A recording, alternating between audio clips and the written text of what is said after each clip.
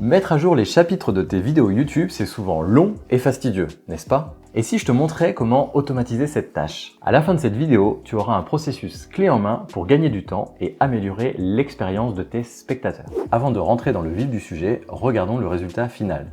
Donc pour cela, je me rends dans le YouTube Studio où se trouve l'une de mes dernières vidéos publiées. Ici, je vais supprimer le sommaire, je vais faire enregistrer. Donc là, j'ai bien supprimé mon sommaire. Et je vais lancer mon automatisation. Et donc là, je vais lui dire quelle vidéo traiter. Donc je vais la choisir manuellement. Et dans la liste qui m'est proposée, je vais choisir la dernière, donc celle-ci. Et je vais lancer l'automatisation. Voilà, l'automatisation vient de se terminer. On va retourner dans le YouTube Studio. On va faire F5 pour rafraîchir. Et là, on voit que le sommaire avec les différents chapitres a été ajouté. Maintenant, voyons ensemble comment créer cette automatisation étape par étape. Voici les grandes étapes que nous allons suivre dans cette vidéo. On va avoir un élément déclencheur qui va être une nouvelle vidéo. Ensuite, pour cette vidéo, on va récupérer les sous-titres. Enfin, à partir de ces sous-titres, ça va nous permettre de générer les chapitres, de les créer. Et une fois que tous les chapitres vont être créés, on va venir mettre à jour les chapitres directement dans la description de la vidéo YouTube. Mais comme tu t'en doutes, il va nous falloir un peu plus d'étapes pour arriver à ce résultat. Donc je vais te montrer le processus détaillé. Donc on va conserver notre élément déclencheur qui va être une nouvelle vidéo. Pour cette nouvelle vidéo, on va lister les sous-titres qui sont disponibles. Si on en trouve, on va alors les récupérer. On va avoir également un module qui va être chargé de récupérer la durée totale de la vidéo. On verra, ça, on va s'en servir un peu plus tard dans l'automatisation. Ensuite, une fois qu'on a tous ces éléments, on a récupéré nos sous-titres. Donc là, on va les uploader directement dans un Google Drive et on va créer un Google Doc qui va nous permettre d'avoir des sous-titres qui sont lisibles et dans lequel on va avoir l'horodatage. Ensuite, on va avoir un module qui va venir modifier l'horodatage pour le simplifier. Et enfin, on va faire appel à OpenAI, donc on va avoir un module ChatGPT à qui on va communiquer ce fichier avec tous nos sous-titres horodatés et on va lui demander de générer les sous-titres selon un format bien précis qui est un format JSON. On va se retrouver avec tous les chapitres de notre vidéo qu'on va donner à un autre module qui lui va être chargé de faire cette agrégation. Donc il va concaténer l'horodatage, le titre du chapitre, puis le deuxième, puis le troisième, jusqu'au dernier. Une fois que notre module aura agrégé tous les chapitres, on va alors pouvoir faire la mise à jour directement dans le YouTube Studio sur la vidéo concernée.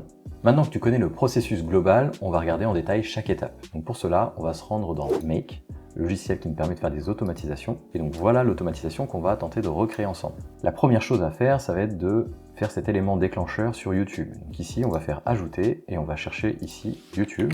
Je vais chercher le module YouTube et ici, je vais faire Watch Video in a Channel. Ok, je vais venir me positionner ici. Là, je vais indiquer que mon automatisation maintenant, c'est celle-ci qu'il faut déclencher.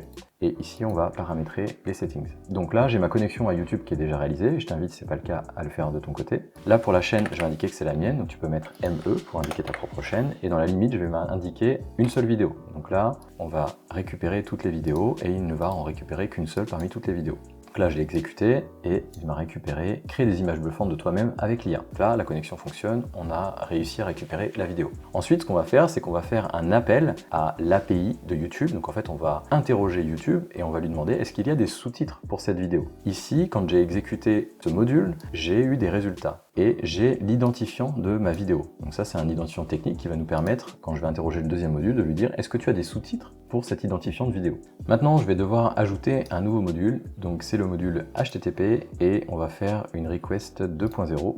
Donc là, je vais interroger YouTube, donc je vais interroger l'API de YouTube qui dispose d'un certain nombre de endpoints qui sont des fonctions que je peux interroger. Donc ici, je vais sélectionner la bonne connexion à la bonne chaîne YouTube. Donc là, moi, j'ai paramétré mes différentes connexions à mes chaînes YouTube.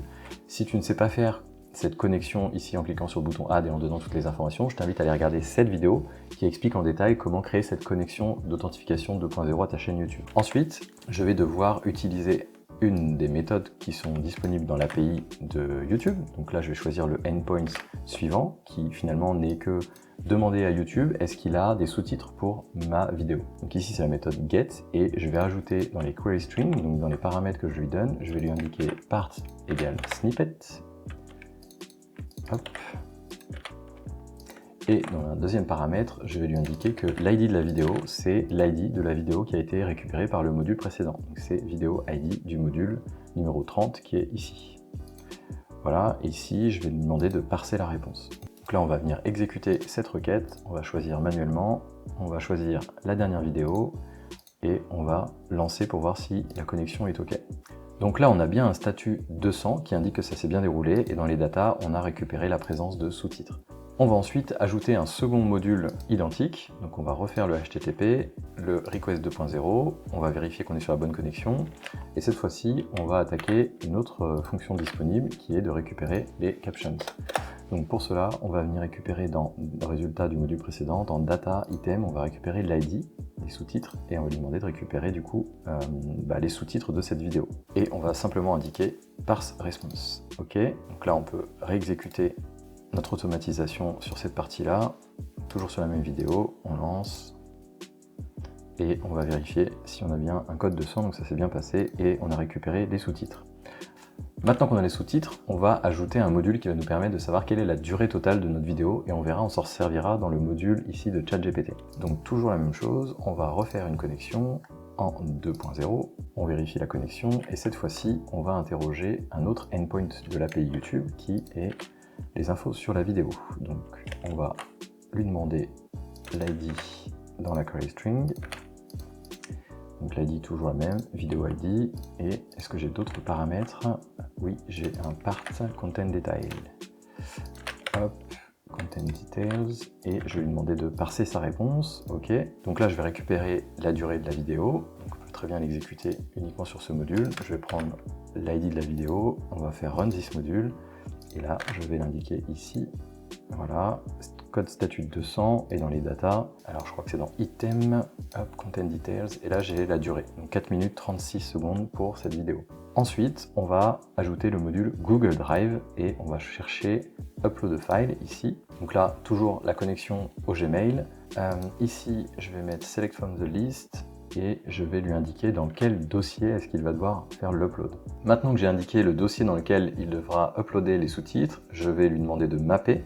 Ici, le nom du fichier, je vais l'appeler sous-titres underscore le nom de la vidéo. Donc c'est title ici.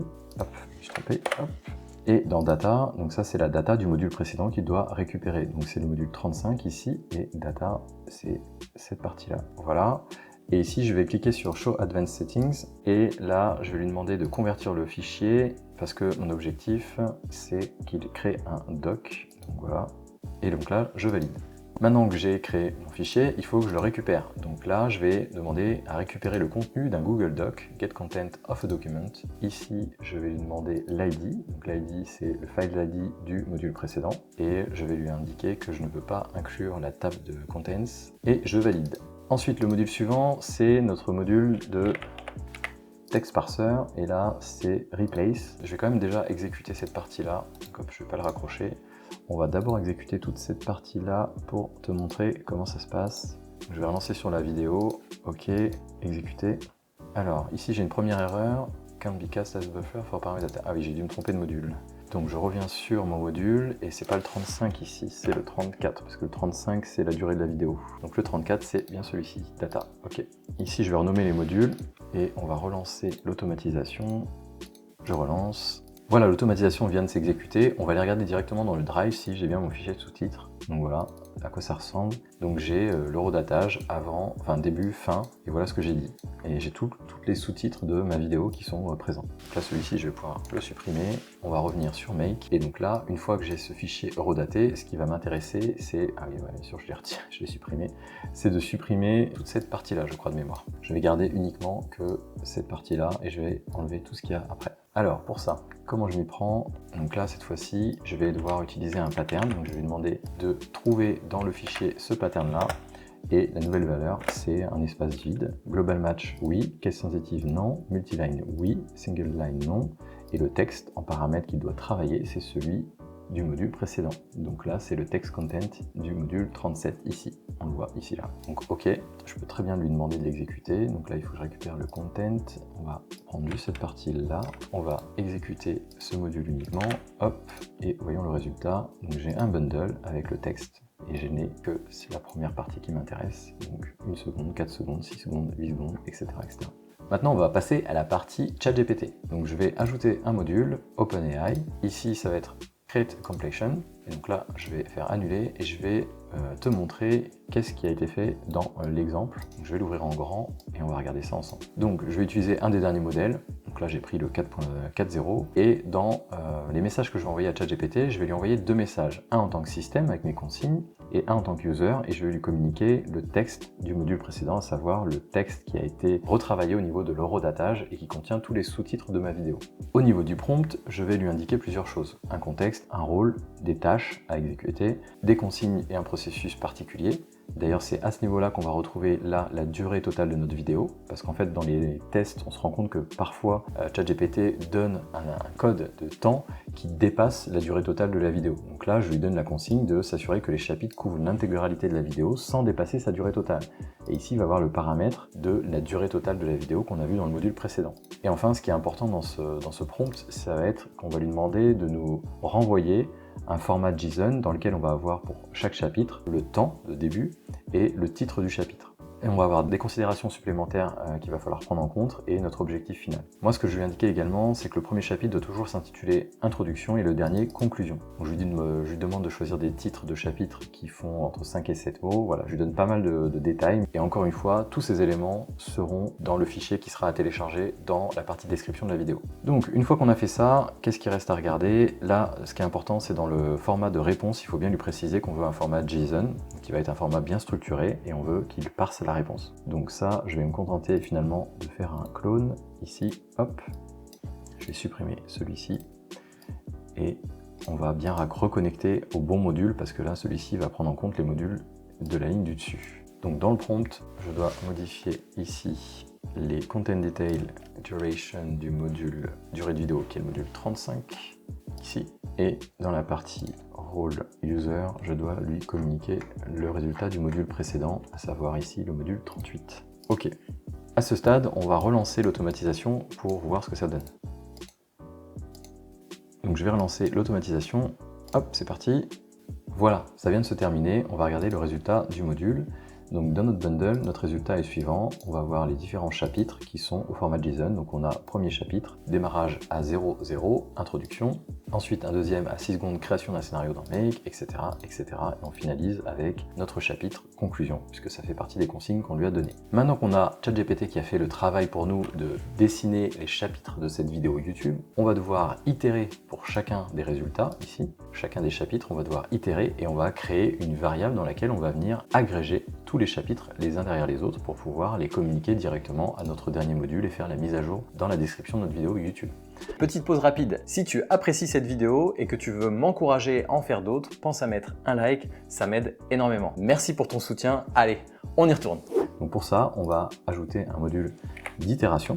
Donc on va chercher Iterator, et ici, lui, il prend en input ce qu'on appelle un array. Donc un array, on le repère ici avec les crochets. Donc là, c'est le array chapitre de ChatGPT. Et ce module ici, on va faire une agrégation, donc un texte agrégator de l'itérator. Et dans les paramètres, on va lui indiquer qu'on veut le temps, tiret, et le titre. Et ce qu'on veut, c'est faire un retour à la ligne pour chaque nouvelle valeur. Donc là, on va faire Show Advanced Settings, et là, on va sélectionner New Row. Donc là, il va pouvoir nous faire un retour à la ligne pour chaque nouvelle entrée de chapitre. Une fois qu'on a ça, on va faire le test directement. On va faire enregistrer, Save Anyway, et on va relancer notre exécution de l'automatisation. Voilà, l'automatisation vient de se terminer, on va aller regarder le résultat. Donc là, on a bien une agrégation dans le bundle. On a un texte qui commence par 00 introduction et qui se termine par 4 minutes 28 conclusion. Si on regarde la durée totale de notre vidéo, hop, data, thème, 1, content, duration, 4 minutes 36. Et ici, on est à 4 minutes 28, donc on a bien une conclusion juste avant. On n'a pas dépassé la durée totale de la vidéo. Maintenant, ce qui nous reste à faire, c'est d'ajouter le module YouTube, encore une fois. Et ici, on veut faire updater les détails d'une vidéo. Donc là, on va lui donner l'ID de la vidéo qu'on veut updater. Donc là, on va récupérer l'ID de notre vidéo de départ, parce que c'est la même qu'on veut mettre à jour. On ne touche pas au titre, on ne le change pas. Par contre, dans la description, il faut qu'on récupère la description initiale, parce que sinon on va l'écraser. Donc je vais remettre la description. Là, il va écraser la description initiale par la même chose. Par contre, ce qu'on va lui demander maintenant, c'est d'ajouter sommaire. Et on va récupérer le résultat de notre texte agrégateur ici. Et on va pouvoir faire valider. Maintenant, si je retourne sur mon YouTube Studio, donc je vais de nouveau supprimer mon sommaire pour le cas d'exemple. Je vais faire enregistrer. Je reviens dans Make. Ici, je vais sélectionner de nouveau la vidéo qui m'intéresse. Donc Choose Manually. Comment créer une connexion? OK. Et on va faire Run et on va croiser les doigts très fort pour que ça fonctionne. Le verdict, L'automatisation est finie, retournons sur le studio, je vais faire F5 pour rafraîchir la fenêtre, et voilà, on a bien notre sommaire avec les différentes parties. Petite précision, parce que je sais que tu auras peut-être cette question, si tu as déjà publié, mettons, 100 vidéos sur ta chaîne YouTube et que tu souhaites mettre à jour les chapitres dynamiquement et automatiquement pour toutes ces vidéos existantes, ici tu vas pouvoir venir modifier ce premier module, mettons que tu aies 100 vidéos sur ta chaîne, bah ici tu indiques 100, et tu vas exécuter cette automatisation pour toutes les vidéos. Ce qui va se passer dans le dernier module à chaque fois, c'est que tu vas écraser la description existante avec une nouvelle description qui est la même, mais tu vas la compléter avec le sommaire et les différents chapitres qui ont été ajoutés par cette automatisation. Et voilà, maintenant tu sais comment automatiser l'ajout des chapitres sur tes vidéos YouTube. Ce système te permet de gagner un temps précieux et d'offrir une meilleure expérience à tes spectateurs. Si tu veux aller encore plus loin, je t'ai préparé un template gratuit pour démarrer rapidement ton workflow dans Make. Le lien est dans la description de la vidéo. Alors dis-moi, quelle autre tâche aimerais-tu automatiser dans ton business? Laisse-moi ta réponse en commentaire et je te dis à très vite pour une nouvelle vidéo.